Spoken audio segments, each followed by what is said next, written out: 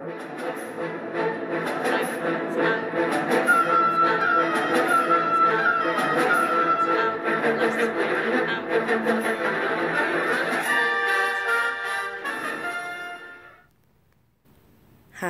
and welcome to the first episode of Education on Film. I'm your host, Jahara Edwards. Today we'll be looking at the oboe. We're going to explore how to put it together and also how to make first sounds on the instrument. Let's get right to it. So the first thing we're going to do is assemble the oboe. The first thing you need is an oboe. The first part to assemble is the bell. You're going to take the bell and the lower joint and you're going to put them together. You'll know it's the lower joint because it has 3 bridge keys. Bridge keys are the keys that connect the top or the upper joint to the lower joint. Put them together. Be careful not to damage any of the keys while assembling. This is a very delicate instrument. After you've put the bell to the lower joint, take your upper joint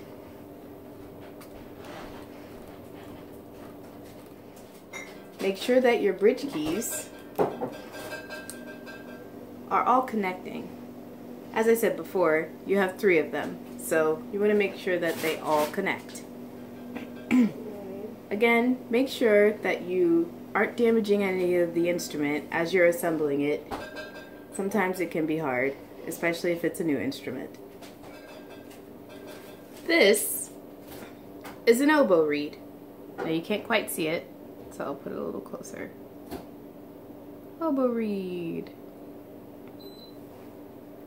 This is what you use to actually make sound on the oboe.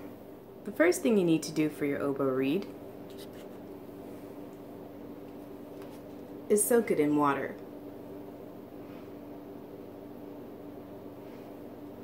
Notice that I'm not soaking the entire reed as if it were a bassoon reed. Since this is an oboe reed, we only need to soak up to the thread. That's because there's a metal rod that runs right through the middle, and that doesn't need to be wet. Take care, as these reeds are very delicate and can be broken very easily. So when you soak your reed, you only want to make sure that you dip it in and then let it rest.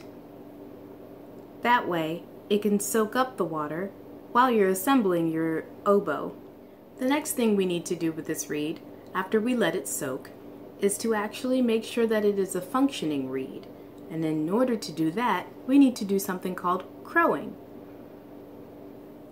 When you crow, you want to make sure that you are using the proper embouchure and that you are hearing the right sounds. The sound that you're going for is C octaves or B natural octaves. These 2 notes are okay. If you have something else, you might want to think about getting another reed. How do you get another reed, you ask? Well, there are many ways to do so, but the best way to do it is to get it from your oboe instructor. They will be making reeds for you, and so that's the best place to get it. However, if you don't have someone to make reeds for you, the best place to get it is the store. I got my reed from Music and Arts. You can also order reeds online.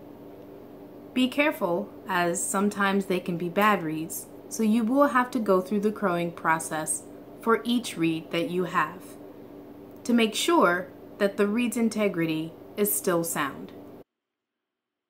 In order to do a proper crow, you need to have your embouchure be sound.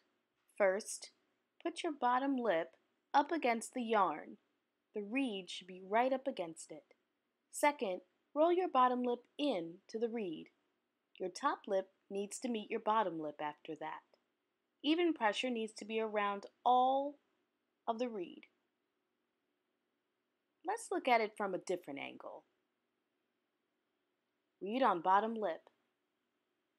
Roll bottom lip. Top lip meets bottom.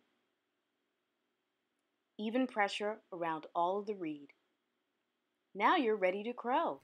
The sound that you need to make in order for you to do a proper crow is a little bit like this.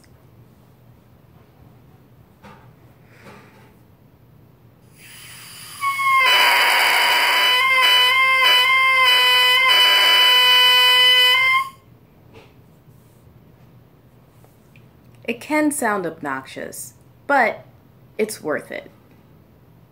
Once you've decided that this reed's integrity is still sound, you'll want to make some noise on it before you put it on the oboe. In order to do that, you need to do something called buzzing. It's similar to crowing, but it's slightly different. The first thing you need to do is actually establish your embouchure again. This time, instead of you putting your lips up to the yarn, you'll actually put your lips on the reed. The first thing you want to do is make sure that your lips do not touch the yarn, but instead touch the reed. Once you have your bottom lip on the reed, you can place your top lip on the reed as well. The idea here is to make sure that you have an even pressure all around the reed.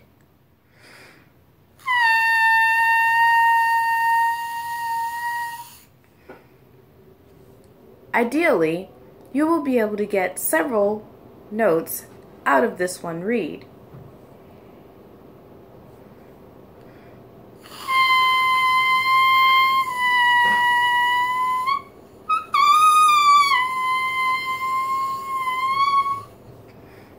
I'm still a beginner myself, so it sounds like I can only get 2.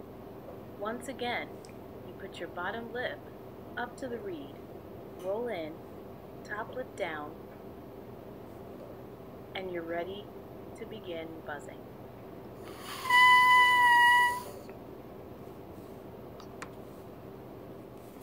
Let's try it from the side.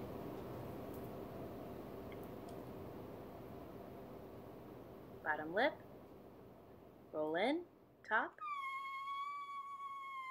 and blow. Make sure your air pressure is adequate. One important thing to remember when you're doing your buzzing is that you want to check your pitch. Make sure you check your pitch on the piano, or make sure you have a drone that you can match pitch to. That's the best way to do it. Finally, let's go put that instrument together. From earlier in the episode, you remember putting the bell to the bottom joint and the bottom joint to the upper joint, making sure that your bridge keys are in the right alignment. The final piece to this puzzle is putting your reed on the top of your instrument. Oboe is unique in that you'll see the reed exposed at the top of the instrument. Let's try to make some noise.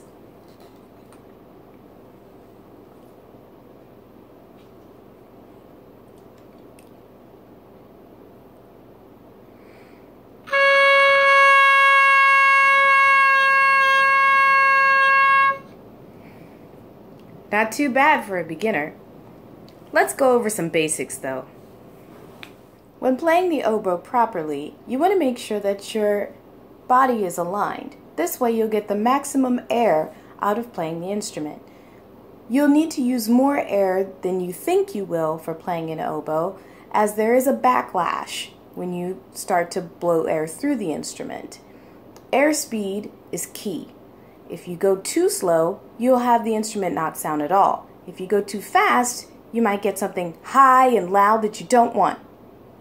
Last but not least, when playing the oboe, it's a little different from a clarinet. With clarinet, you want the instrument to be further down. With oboe, you want the instrument to be a little further out.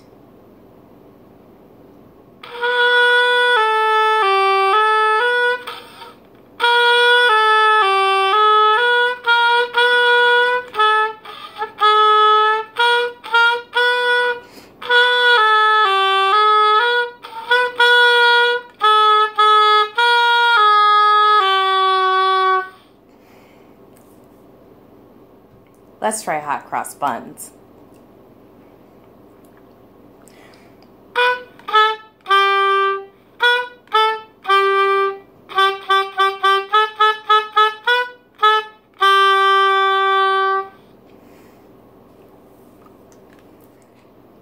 I hope you enjoyed this episode of Education on Film, Oboe. Join us next time for bassoon. We're doing a double read, double whammy.